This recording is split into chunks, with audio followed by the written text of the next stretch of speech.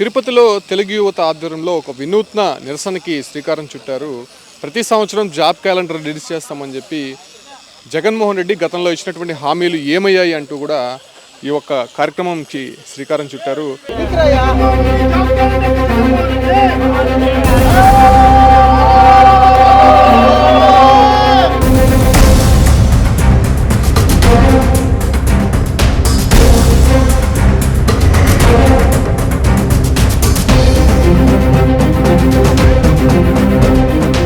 మనం చూస్తున్నాం జాబ్ క్యాలెండర్కి శ్రద్ధాంజలి అనేటువంటి బోర్డు పెట్టారు.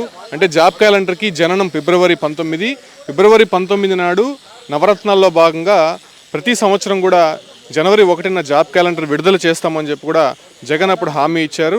దాదాపు రాష్ట్రంలో ఉన్నటువంటి 2,35,000 ఉద్యోగాలు ఈ 5 సంవత్సరాల్లో భర్తీ చేస్తామన్నప్పటికీ కూడా ఏ ఒక్క పోస్టుకు కూడా ఇప్పటివరకు పర్మనెంట్ ఉద్యోగాలు అనేది లభించలేదు అనేటువంటి ఒక నిరసనని తెలుగు యువత ఆధ్వర్యంలో నిర్వహిస్తున్నారు. చూడొచ్చు, జాబ్ క్యాలెండర్కి సమాధి కట్టడమే కాకుండా ఇక్కడ పిండం కూడా పెట్టినటువంటి పరిస్థితి మనం చూస్తున్నాం. అంటే ఒక వినూత్న రీతిలో ప్రభుత్వానికి తెలియజేసే విధంగా నిరుద్యోగులు ఎదుర్కొంటున్నటువంటి సమస్యలను ప్రభుత్వానికి దగ్గరికి చేరే విధంగా కూడా ఈ యొక్క కార్యక్రమానికి ప్రస్తుతం శ్రీకారం చుట్టారు. చాలా వినూత్న రీతిలో ఈ యొక్క కార్యక్రమానికి శ్రీకారం చుట్టినటువంటి నేపథ్యంలో మనతో పాటు రవినాయుడు ఉన్నారు. సార్, ఏంటి సమాధి కట్టడం ఏంటి జాబ్ క్యాలెండర్కి? జగన్మోహన్ రెడ్డి ప్రతిపక్షంలో ఉన్నాడు.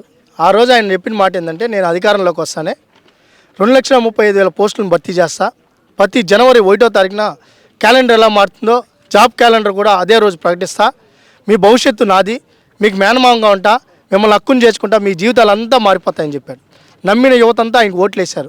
ఓట్లేసిన యువత పరిస్థితి ఈరోజు కొన్ని వందల మంది చనిపోయారు. ఈ 4 సంవత్సరాలు ఈ 9 నెలల్లో జాబ్ క్యాలెండర్ ప్రకటించకపోయేదానికి వందల మంది యువకులు చనిపోయారు. ఈరోజు రాష్ట్ర వ్యాప్తంగా నిరుద్యోగులంతా రోడ్డు మీదకి వచ్చి ఎప్పుడు జాబ్ క్యాలెండర్ ప్రకటిస్తామని చెప్పి మేము అడుగుతుంటే, నిన్న జనవరి 1 చివరి జనవరి, ఆ ప్రభుత్వానికి చివరి జనవరి, ఆ రోజున జాబ్ క్యాలెండర్ ప్రకటిస్తారంటే నిన్న కూడా జాబ్ క్యాలెండర్ ప్రకటించకుండా జాబ్ క్యాలెండర్కి సమాధి కట్టాడు, సజీవ సమాధి కట్టాడు.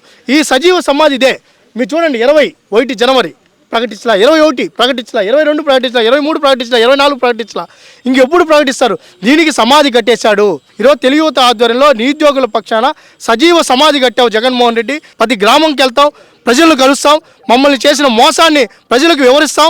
వివరించడమే కాదు, ఈరోజు నిరుద్యోగులంతా రోడ్డు మీదకి వచ్చారు. డిఎస్సి ఆశావుకులు అయితే మొన్న తిరుపతిలో మీరు చూసే ఉంటారు, రోడ్డు మీద దొల్లాడారు. ఈరోజు పీజీలు చేసుకొని బీఈడీలు ఎంఈడీలు చేసి ఈరోజు కోచింగ్ సెంటర్ల కాడ మగ్గుతున్నాం. 4 సంవత్సరాల నుంచి అప్పులు చేసాం, మా తల్లి పుస్తులు అమ్మాం, ఈరోజు మా తండ్రి ఆస్తులు తనఖా పెట్టాం, కోచింగ్ సెంటర్ల కాడ మగ్గుతున్నాం. ఎప్పుడు ప్రకటిస్తావు జగన్మోహన్ రెడ్డి డిఎస్సీని అని చెప్పి సూటిగా ప్రశ్నించారు. దీని మీద మాట్లాడేవాళ్ళు లేరు. బొత్స సత్యనారాయణ ఎడ్యుకేషన్ మంత్రిగా పోస్టులే ఖాళీగా లేవంటారు. మరి ఎందుకు 25,000 పోస్టులను నేను అధికారంలోకి వస్తానే భర్తీ చేస్తానని చెప్పావు? 6,000 పోస్టులు పోలీస్ శాఖలో ఎందుకు భర్తీ చేస్తాను? ఫారెస్ట్ కానీ, ఇరిగేషన్ కానీ, అదేవిధంగా నేను పంచాయతీరాజ్ కానీ ఒక శాఖ కాదు, దాదాపు 83 శాఖల్లో ఉన్న పోస్టులు మొత్తం వెతికి భర్తీ చేస్తానని చెప్పిన జగన్మోహన్ రెడ్డి ఒక్క పోస్ట్ అంటే ఒక్క పోస్ట్ భర్తీ చేయాలా? సచివాలయం ఏర్పాటు చేసి అనేక మందికి ఉద్యోగ అవకాశాలు కూడా ఇప్పటికే వచ్చాయి, వాళ్ళందరూ కూడా హ్యాపీగా ఉన్నారని చెప్పి చెప్తున్నారు కదా. ప్రభుత్వ శాఖల్లో ఉన్న అన్ని పోస్టులు 2,30,000 పోస్టులు నేను దశల వారీగా భర్తీ చేస్తానని మాట ఇచ్చాడు. ఆ రోజు చెప్పలే, ఆయన ఇచ్చింది వాళ్ళ కార్యకర్తలకు ఇచ్చాడు జాబులు. ఆయన చెప్పిందేమి, ప్రభుత్వ శాఖల్లో ఉన్న ఉద్యోగాలు భర్తీ చేస్తామని.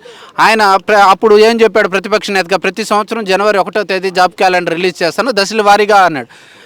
ఆయన అధికారం చేపట్టిన 5 సంవత్సరాల్లో ఒక్క జనవరి 1 కూడా ఆయన జాబ్ క్యాలెండర్ విడుదల చేయలేదు. ఆఖరికి లాస్ట్ అతనికి ప్రభుత్వానికి నిన్న జనవరి 1 ఆ రోజు కూడా విడుదల చేయలేదు.